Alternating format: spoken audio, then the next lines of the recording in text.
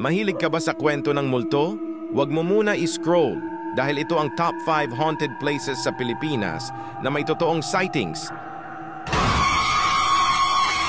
Diplomat Hotel, Baguio City. May mga bumibisita rito para lang mag-record ng paranormal sounds. Dating seminaryo ng mga pare noong 1911. Nasira noong World War II at ginawang hotel. Ayon sa kwento, pinugutan daw ng ulo ang mga parit madre. Hanggang ngayon, may nagpapakitang white figures. Balete Drive, Quezon City. Ito ang pinakasikat na haunted road sa bansa at minsan naging subject ng Pinoy horror movies.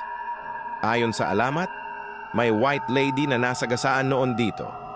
Sumasakay raw siya sa mga taxi tuwing madaling araw, tapos biglang nawawala sa likod. Corregidor Island, Cavite. Ang island na ito ay may sariling ghost tour. Dito nangyari ang isa sa mga pinakamadugong labanan noong World War II. Maraming sundalo ang namatay sa mga tunnel at ospital. Sinasabing may naririnig pa ring sigawan at putok ng baril.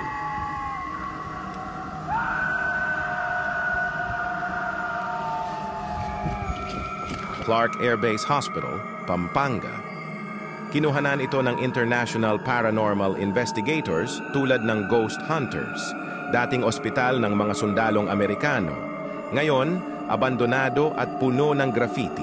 May naririnig raw na iyak ng sanggol at nakikitang figure sa salamin.